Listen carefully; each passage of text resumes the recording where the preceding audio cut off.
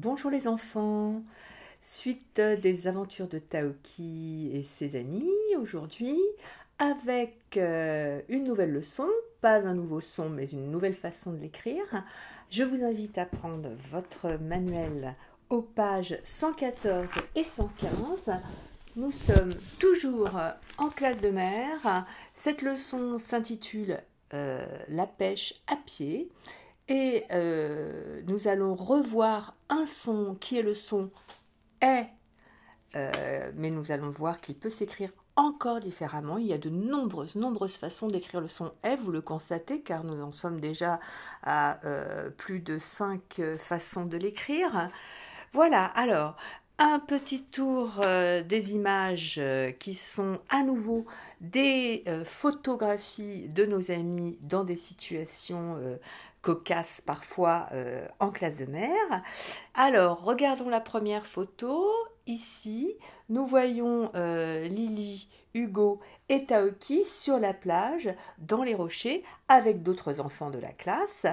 Ils ont une tenue un petit peu classique quand on est au bord de la mer et qu'on fait de la pêche à pied. Ils ont tous un pantalon, un ciré et des bottes. Le ciré, vous voyez, c'est ce petit blouson qui a une matière un peu plastifiée. C'est ce qu'on appelle le ciré, comme de la toile cirée qu'on met parfois sur les tables de cuisine, voilà, pour protéger les tables. Donc c'est le ciré, il a souvent cette couleur jaune, mais aujourd'hui on en fait d'autres coloris également. Les bottes pour aller pêcher dans les rochers. Alors, ce n'est pas la baignade, hein. L'activité n'est pas la baignade, c'est ce qu'on appelle la pêche à pied. Et la pêche à pied, en fait, c'est aller dans les rochers avec des épuisettes, comme nos amis en ont, pour pêcher, ramasser des crabes, des coquillages. Voilà. Alors, sur cette photo, on voit Lily qui observe peut-être des mouettes ou d'autres animaux sur les rochers avec ses jumelles. Alors sur la deuxième photographie, on voit notre ami Taoki en mauvaise posture. Il se fait pincer par un crabe. Et enfin, sur la troisième photographie, c'est au tour d'Hugo d'être dans de beaux draps, comme on dit. On le voit courir et glisser sur une algue ou sur des algues. Voilà. Donc, ces trois photographies résument bien les journées que passent nos amis au bord de la mer. Alors, comme je vous le disais, une nouvelle façon de voir le son est. Vous connaissez plusieurs est. D'abord, le est de vipère, qui s'écrit avec un e et un accent grave. Vous savez qu'on signe le son est de cette façon. Ensuite, vous avez le même son est, mais c'est le est de forêt, avec un accent circonflexe ou un chapeau, d'accord. Puis vous avez le est de Noël, qui est le e avec un tréma dessus, deux petits points. Nous avons vu il n'y a pas longtemps le est de L, qui s'écrit avec deux lettres, le A et le I, puis le est de 13, qui s'écrit avec un E et un I, et enfin le est de bonnet, qui s'écrit avec un E et un T. Alors, aujourd'hui, nouvelle et dernière façon d'écrire le son est, c'est le est de mer. Vous voyez, la mer. Attention, la mer dans laquelle on se baigne, hein, pas la mer qui veut dire la maman. La mer, M-E-R. À lire donc est et pas E. Voilà. Alors, avant de poursuivre la leçon sur ce son, nous allons d'abord observer et essayer de trouver des mots avec ce son est sur les photographies. Alors, nous avons des serviettes. Où est-ce que j'ai vu une serviette? Alors, en tout cas, vous avez le est dans serviette, dans épuisette, dans pelle, dans casquette, dans lunettes de soleil et dans crème solaire. Voilà.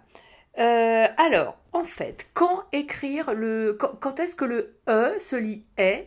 Eh bien, quand il est devant une consonne, vous voyez, par exemple dans mer, eh bien, le E est devant le R. Le R est une consonne, donc le E va se prononcer est. Mais vous avez également le mot, par exemple, la ferme. On ne met pas d'accent sur le E parce que le E précède un R qui est une consonne. Le E se prononce E également devant deux consonnes doubles, deux L, deux R, d'accord? Comme dans pelle, vous verrez qu'il n'y a pas d'accent parce qu'il y a deux L, c'est deux mêmes consonnes. Et puis Z, il y a deux T, donc on ne met pas d'accent sur le E, il se prononce E. Donc voilà, à chaque fois que le E est placé devant une consonne double ou juste devant une consonne, eh bien il se prononce E. Alors, nous allons revoir ces différentes écritures du son E à travers les mots suivants. Vous avez ici la poussette, donc deux T, pas besoin d'accent, et le E se prononce E.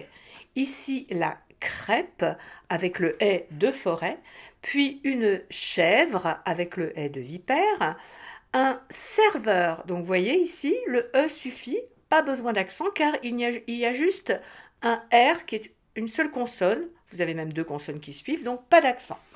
Enfin, deuxième ligne, la baleine avec le E de 13, la poubelle, ici deux L, donc deux consonnes doubles, donc pas besoin d'accent, le E se prononce E.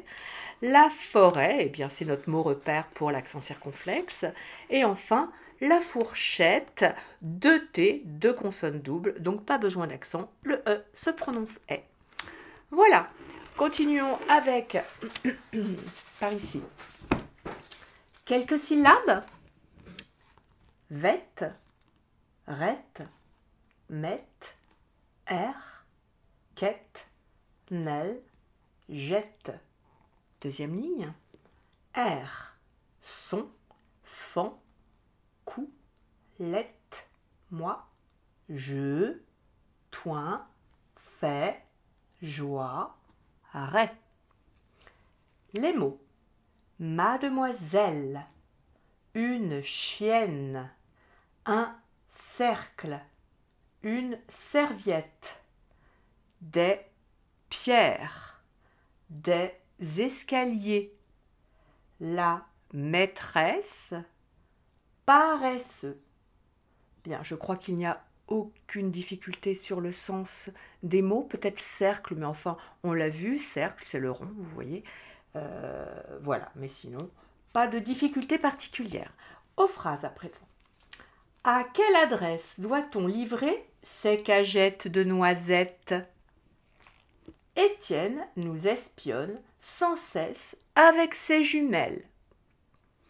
Et enfin, l'histoire de Taoki, c'est une lettre d'Hugo à ses parents qui va nous résumer encore ses journées en classe de mer.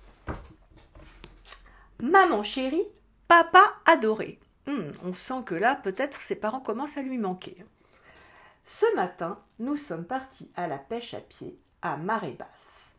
Armés de seaux et d'épuisettes, nous avons cherché dans les rochers des bigorneaux, des bulots et même des crevettes. Lily a observé la trace laissée par un ver de sable. Super rigolo! Moi, j'ai glissé sur les algues vertes. Je me suis fait un sacré bleu au genou. Casquette sur la tête, Taoki a mis sa main entre deux rochers pour attraper, pensait-il, une étoile de mer. Hélas, c'était un crabe.